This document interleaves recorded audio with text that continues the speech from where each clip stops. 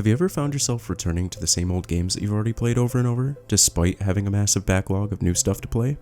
Well, if you're anything like me, the answer is yes, and that's the topic of today's video. Maybe you've got a few comfort video games that you come back to every year, whether because it's familiar and you know the game like the back of your hand, or because life is just stressful sometimes, and that specific game or games brings you back to a simpler time. It's astounding to me how you can look back on a piece of media, and it can almost feel like a warm blanket for your brain, or coming home to a welcoming hug after a long day.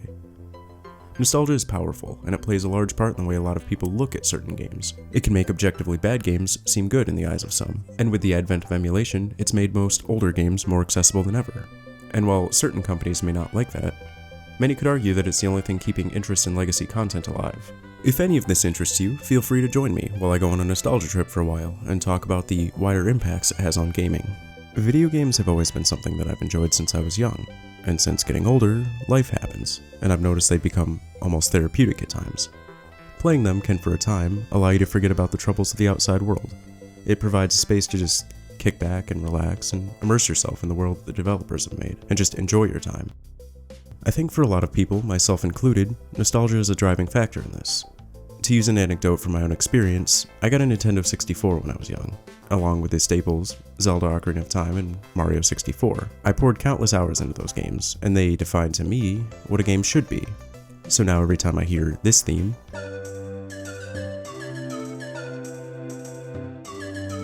or even this one,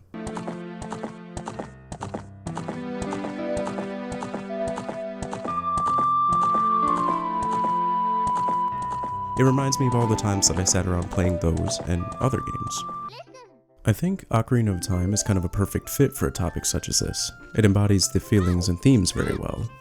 As young Link, the world has a more upbeat and lighthearted vibe. Most of your adventures are relatively easy and without consequence. When he gets older, the world is darker in tone, with much more serious adventures in mature settings. Take the contrast in the dungeons, for example. The 3 Child Link dungeons are basically just Link helping out the local population with some minor task. Getting rid of parasites in the Deku Tree and Lord Jabu Jabu, and clearing King Dodongo out of the cave so that the Gorons can get to the tasty rocks. The Adult Link dungeons are much harder and more scary in tone. Typically, you're tasked with saving one of the sages from Ganon's evil. They'll have you delving into the horrifying Shadow Temple filled with terrifying enemies. Sometimes it's saving Naboru, who is mind-controlled in the Spirit Temple. The list goes on. Link obviously triumphs and prevents this future, but I think the tone of it is really fitting in this context. After a certain point in the game, you can travel back to your younger days, and I feel like that's similar to how people view nostalgia. Sure, you're not making a ton of progress on the main quest, but for a while you can return to something familiar and comfy. And that experience alone can be worth it in itself. However, it can't last. You've got the burden of saving Hyrule on your shoulders, so you know that you'll have to return to the future eventually. There's a point just after you get the Master Sword, when you encounter Sheik, and Sheik has a bit of dialogue that encapsulates this well. The flow of time is always cruel. Its speeds seem different for each person, but no one can change it. A thing that does not change with time is a memory of younger days. I always took this in passing as a kid, but now looking back, that shit hits really hard. It's only after growing up that I really gained perspective on this. It's a shame that the only ways to play this game are by buying an original copy for $60 with a working Nintendo 64 for another $150, plus whatever adapters are needed to play on modern televisions. Or you could get the GameCube Master Collection for $200. You could try the 3DS version, which is a good remake, but it doesn't quite feel the same as the original. And call me a boomer if you want, but while the remakes are good, I'm usually going to prefer the original. This is a surprisingly common trend for older games, especially ones as popular as this. The sheer fee of entry for these things is staggering, so unless you're Mr. Beast or you've got one lying around from 20 years ago, the only viable option is to emulate it, and Nintendo really doesn't like it when you do that. It's sad because if people didn't emulate it, there would be no viable way to enjoy the original. And they seem to have a distaste for releasing older titles on the virtual shop, or when they do, it's a lazy emulated port of the game for nearly full price. Companies know the weight that nostalgia holds for a lot of people, and sometimes act on it in a malicious way, shitting out the bare minimum to capitalize on it. And that's a shame. I know this isn't always the case, because we've gotten some genuinely great remakes and remasters in recent years, make no mistake about that. In fact, some remasters are objectively the best way to play a game. some games have not aged well, and the quality of life changes can sometimes really elevate the game in terms of gameplay. And that's not to say that emulation is the end-all solution for all of this. It's definitely not perfect.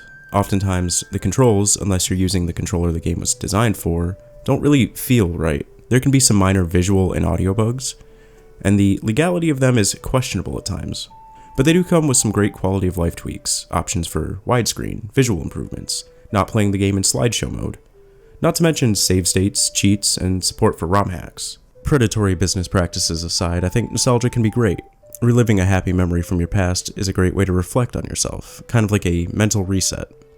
I know for me, some of my happiest times were just sitting on the couch playing Mario Kart Double Dash or Smash Melee with my friends.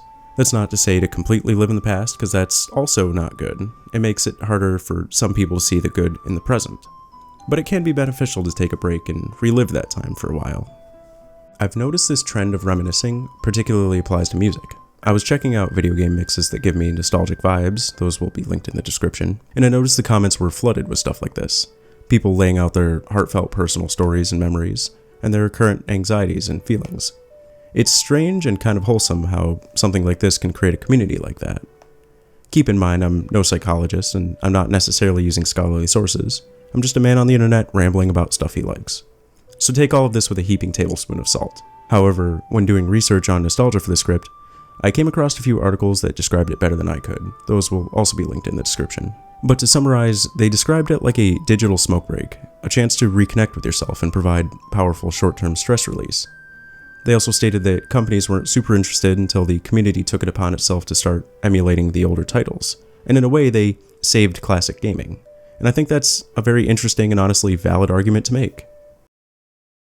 I guess what I'm trying to say with all of this is that video games are fucking great. They allow us to relive some of the best times of our lives, and can be there for us during the hard times.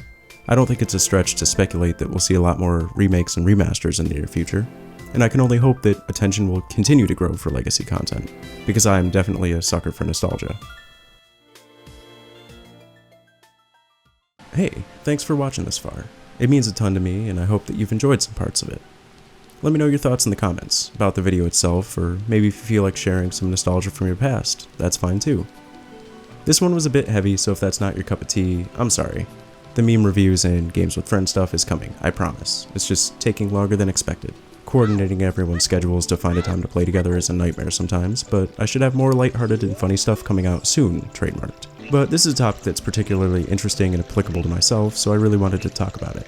If you guys want to see more stuff like this in the last few videos, feel free to let me know in the comments, or give it a like and subscribe or whatever. I feel like the channel's a bit all over the place right now, and I'm still kind of finding my niche, but that's okay because people are kind of all over the place. We don't really have one personality trait. I kind of like doing a broad spectrum of content, but I also want to make stuff that people enjoy, so let me know what kind of stuff you guys want to see more of. Anyway, thank you as always for watching, and have a good one. I'll see you next time.